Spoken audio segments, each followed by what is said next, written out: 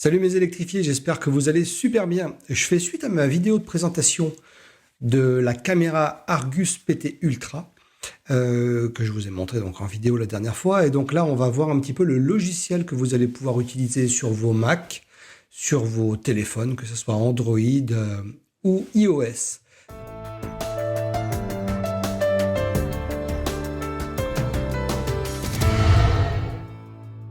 Donc voilà, quand vous ouvrez l'application, vous tombez là-dessus. Donc vous avez donc une vue complète avec toutes les caméras. Alors la première chose, c'est que tout en haut, en fait, vous avez vue en direct. Donc là, vous avez les vues en direct des caméras que vous avez installées sur votre système Reolink, enfin sur l'application Reolink, et vous avez lecture. Lecture, c'est l'endroit où vous allez pouvoir aller regarder les vidéos et les captures qui ont été faites. Ça, je ne vais pas vous le montrer tout de suite, sinon la vidéo serait trop longue. On fait la première partie sur l'application de façon classique. Donc, quand l'application s'ouvre, toutes les caméras chargent automatiquement, donc c'est plus ou moins long selon le réseau Wi-Fi. Donc, c'est très dépendant de votre réseau Wi-Fi. Donc, effectivement, si vous avez un réseau Wi-Fi qui est pas terrible, on va peut-être mettre des bornes d'extension Wi-Fi ou voilà, réfléchir à comment vous pouvez faire. Ou le top, c'est de pouvoir mettre une petite borne d'extension Wi-Fi, mais Ethernet. C'est-à-dire que vous allez la connecter en Ethernet sur votre boîtier, sur votre box Internet par exemple, et ensuite ce signal qui sera plein pot va être balancé en Wi-Fi. Bref, il y a pas mal de petites choses comme ça qui font que, en utilisant des caméras sans fil, c'est vachement important d'avoir un bon réseau. Parce que sinon on peste après les caméras, mais en fait c'est pas vraiment la caméra, c'est le réseau, notre réseau qui est pas terrible.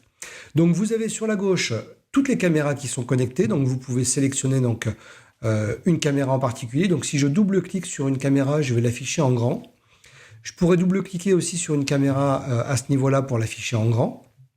Mais là, je vais me concentrer donc sur la PT Ultra, donc du jardin. C'est celle qui m'intéresse. Donc, je vais changer la vue. En bas à gauche, vous voyez les petites icônes. On a une icône pour le volume. Donc, on pourrait entendre en fait le volume capté par les caméras, enfin le son capté. Et ici, vous allez pouvoir choisir de disposer donc vos différentes caméras. Moi, je veux par exemple en avoir une seule affichée à l'image. Donc, c'est cette version-là que je souhaite. Donc là, vous voyez, j'ai la caméra donc qui s'affiche en entier. J'ai laissé l'heure, alors Reolink, je pourrais le retirer parce que si j'ai oublié de le retirer, c'est pas terrible, c'est pas très joli de l'avoir noté. On a la date, on a l'heure, donc on se rend compte par contre que l'heure n'est pas bonne du tout. Là, chez moi, il est 14h26, il faut que je règle l'heure. Donc ça, c'est une chose que je pourrais faire par exemple en allant ici. Vous voyez la petite roue crantée quand vous allez sur le côté. Là, on va afficher en fait toutes les options de la caméra. Donc ça, je vous montrerai peut-être dans la seconde vidéo. Là, on fait vraiment le tour de l'application pour naviguer dedans.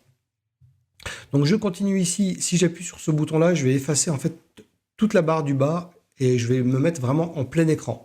Pour sortir, j'appuie sur la touche Échappe.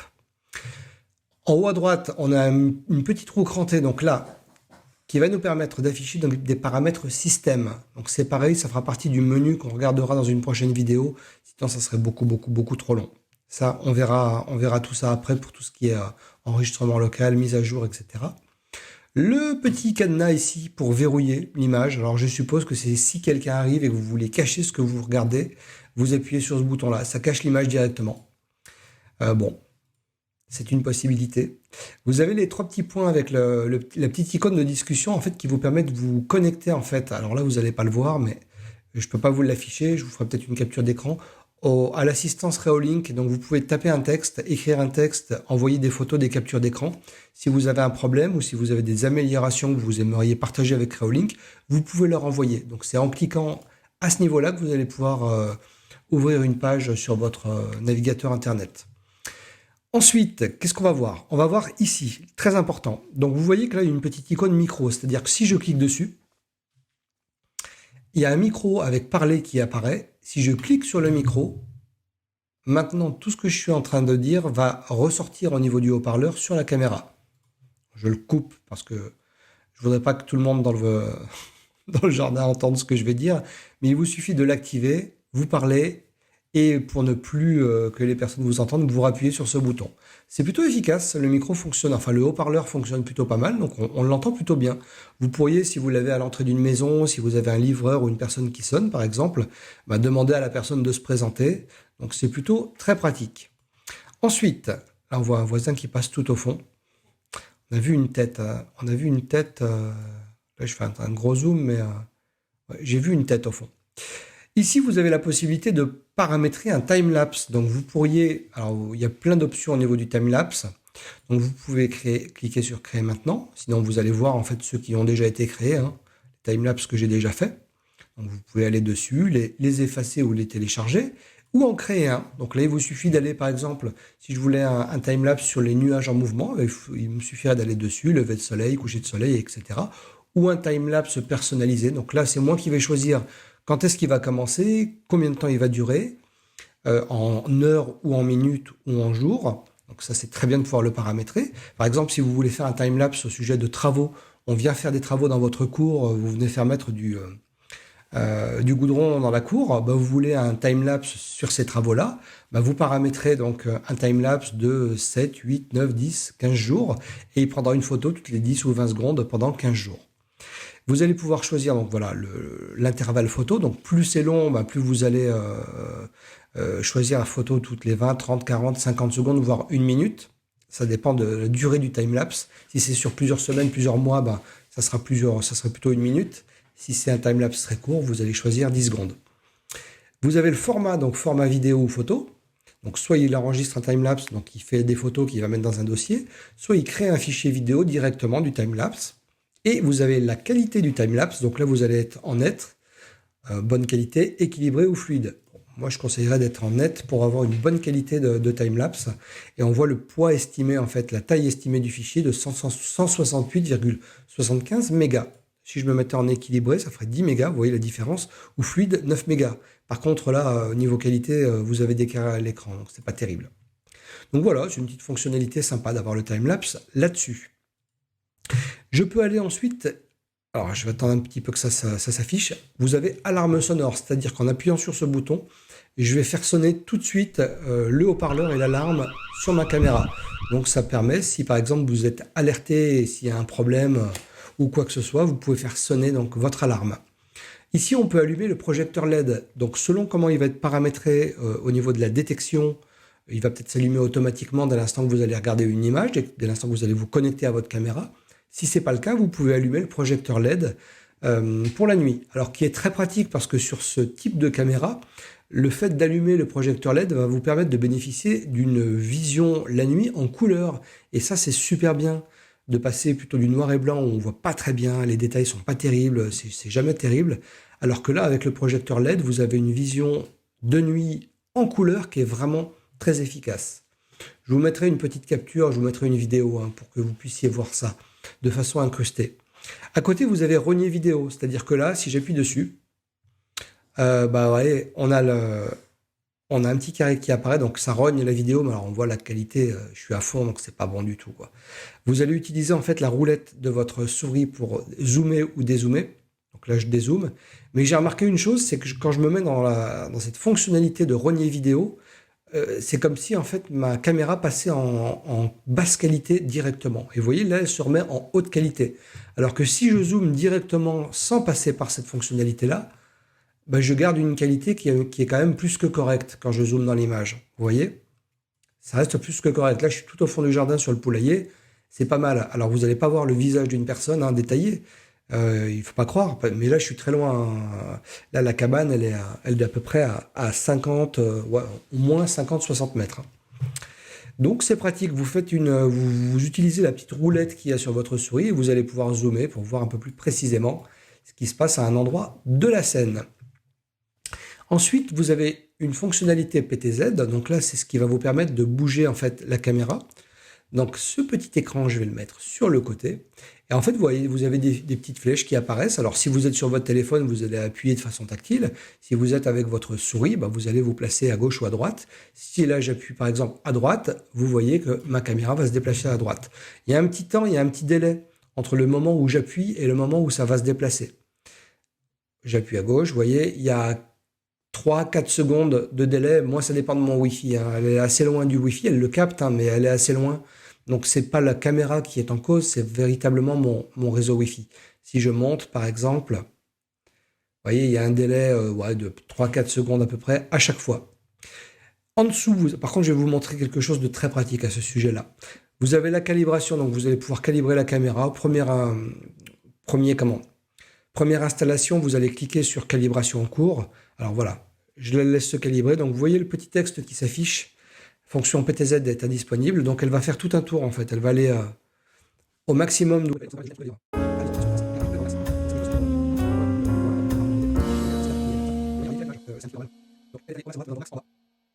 Voilà, là elle est en position haute maximum et là elle va se mettre voilà, position haute maximum, elle se remet en position et voilà, elle est calibrée. En dessous, vous avez point de garde. Alors ça, point de garde, vous allez pouvoir le paramétrer par défaut, le point de garde, c'est-à-dire que quand elle va être neuve et que vous allez positionner votre caméra dans l'angle que vous souhaitez par défaut, vous allez appuyer sur point de garde et ensuite, du coup, ce point de garde, cette vue par défaut, elle va être mémorisée. Et vous n'aurez qu'à appuyer en fait sur point de garde pour que la caméra retourne à cet endroit-là, au point de garde. Donc ça, c'est très pratique.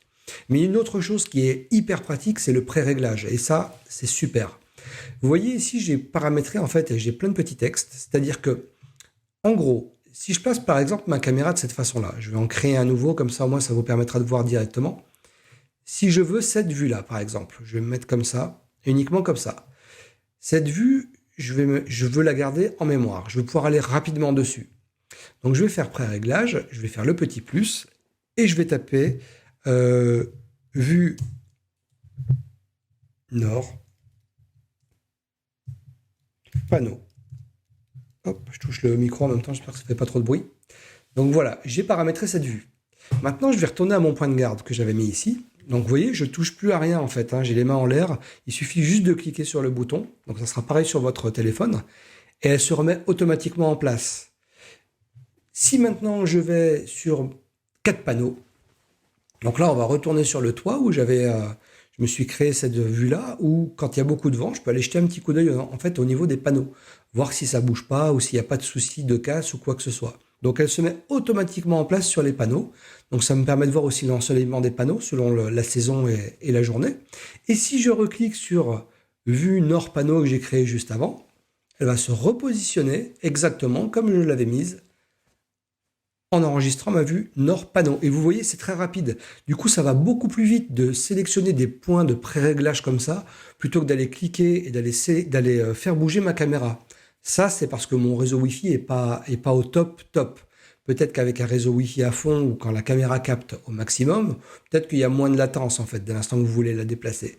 Mais moi, je vous conseille vraiment de faire des points de pré-réglage. C'est vraiment hyper pratique.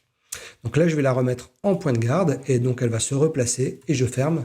Elle va se replacer dans le jardin avec ma vue, on va dire classique. Hop, allez, je continue. Ici, si je clique sur ce petit logo, vous allez enregistrer une vidéo directement qui va se mettre dans votre fichier vidéo sur votre ordinateur. Si je clique ici, ça va prendre un instantané, c'est-à-dire une photo qui va se placer aussi directement dans un fichier image de votre ordinateur. Et là, vous allez pouvoir choisir le flux, en fait, la qualité d'image de la caméra. C'est-à-dire que si je clique dessus, on peut choisir fluide, équilibré ou net. Donc là, je suis en net, meilleure qualité possible. Si je passe en fluide, vous allez voir la différence de qualité. Et on perd beaucoup en termes de définition, en termes de piqué d'image. Là, si je zoome dans mon image, voilà, c'est plutôt un amas de pixels. Par contre, ça peut être très pratique. Alors, en se mettant sur l'eau ou fluide comme ça nous permet de voir des mouvements et de les voir directement. Il n'y a pas de temps de latence entre le moment où il va détecter quelque chose et il va vous prévenir.